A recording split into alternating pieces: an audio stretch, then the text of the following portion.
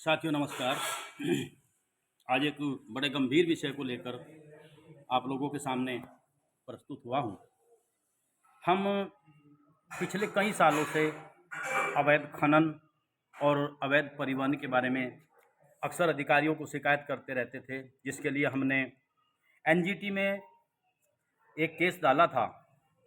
तो वहाँ के विद्वान जो सुनवाई करता थे, उन्होंने सुनवाई करके एक सीएसी एक कमेटी गठित की थी, जो 5 जनवरी को जिन्होंने इंक्वायरी के लिए आना था। क्योंकि मेरे साथ ईश्वरपाल जी भी उसमें सम्मिलित हैं, जिस जाकर के यमुना में जांच करानी थी। लेकिन दुर्भाग्य इस चीज़ का है कि मैं आज सड़ौली कदीम में एक मेरा प्रोग्राम था एग्रीकल्चर का, उसमें वहाँ पर मेरा लेक्चर था और स्टॉल के लिए कुछ सिरके वगैरह मैं वहाँ पर ले करके आया था। तो मुझे वहाँ पर पता लगा कि पता नहीं कौन 10-12 गाड़ियाँ 8-10 गाड़ियाँ किन अधिकारियों की हैं, कोई फूड वाले हैं, पता नहीं कौन थे, कुछ पुलिस भी उनके साथ थी।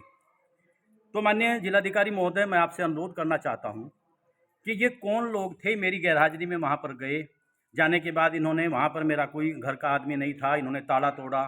ताला तोड़कर मुझे पता लगा है, मेरा नौकर वहाँ पर काम कर रहा था, मजदूर था, कि आपकी जो बंदूक थी लाइसेंसी उसको उठाकर ले गए और कुछ सिरके की बोतलें भी उठाकर ले गए।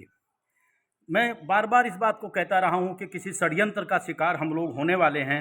वहाँ पर जो फूड वाले गए थे, तो उन्होंने एक बात भी वहाँ पर हमारे उसके सामने कही कि इसमें ईश्वरपाल का भी साझा है। मान्यवर, एक बहुत बड़ा षड्यंत्र है कि ईश्वरपाल को भी इसमें फंसा दिया जाए। पता नहीं कौन सा केस लगाएंगे, क्योंकि कौन सी चीज़ सामने ला करके। क्योंकि अभी 2 दिन पहले एक वीडियो वायरल हुई थी, एक आपके महक सिंह है, महक सिंह का कोई स्मैक का कोई वीडियो वायरल हुआ था। वो मेरी जो वीडियो बनी थी उसमें भी वो देखने में आया था। तो खनन माफिया किस हद तक जा सकता है कि ये लोग 5 तारीख को जो सीएससी की कमेटी आ रही है, वो 8 तारीख तक रहेगी, कि उसमें जांच न करा सके, हमें जांच से बाहर कर दिया जाए। इसलिए इन खनन माफियाओं ने ये षड्यंत्र रचा है। और किसी फूड वगैरह पता नहीं कौन रहे होंगे, 6-7 गाड़ी वहाँ पर थी। मैं कोई अपराधी नहीं हूँ, मेरा वहाँ पर आश्रम था, मुझे बुला करके इन्होंने कहा मुझे कि ताली लेकर के आ जाओ, मैं ताला दे करके आता हूँ, मैं इकला वहाँ पर रहता हूँ। तो साथियों, मुझे पता लगा कि जब इतनी गाड़ियां, इतनी पुलिस है, तो कुछ मामला है। तो मुझे पूरा अंदेशा है कि किसी झूठे केस में सब फंसाने का एक षड्यंत्र चल रहा है, जो बार बार मैं कहता आ रहा हूं। और मान्यवर, मैं आपको कहना चाहता हूं, माननीय मुख्यमंत्री महोदय, माननीय योगी जी, माननीय जिलाधिकारी महोदय, माननीय पुलिस कप्तान साहब, मैं आपको कहना चाहता हूं कि मेरे परिवार को मारा जाएगा, मुझे भी मारा जाएगा, मुझे अपनी जान का खतरा है। नाम मैं आप लोगों को दे चुका हूं। अगर मैं मर जाता हूं, मेरा कोई बच्चा मर जाता है, या कोई अनहोनी कोई दुर्घटना हो जाती है, कोई एक्सीडेंट हो जाता है, तो उसको ये समझा जाए कि ये खनन माफियाओं ने ही मुझे मारा है। तो मान्यवर, मैं बड़ी विनम्रता के साथ, मैं घबराने वाला नहीं हूँ, मुझे कोई परेशानी नहीं है। मैं तो वहाँ भी जंगल में पड़ा हूँ, अगर जेल में भिजवाओगे वहाँ जंगल में रहूँगा, अगर मर जाऊँगा तो मुझे कोई दिक्कत नहीं है।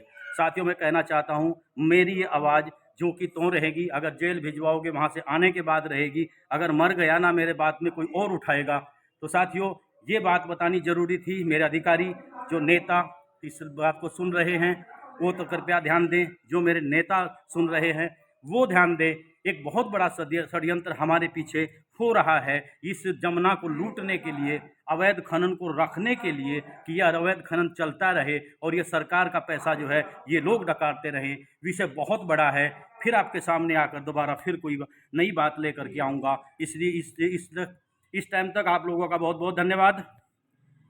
जय हिंद, जय किसान, जय गौ माता, जय जमुना मैया, जय जमुना मैया, जय जमुना मैया।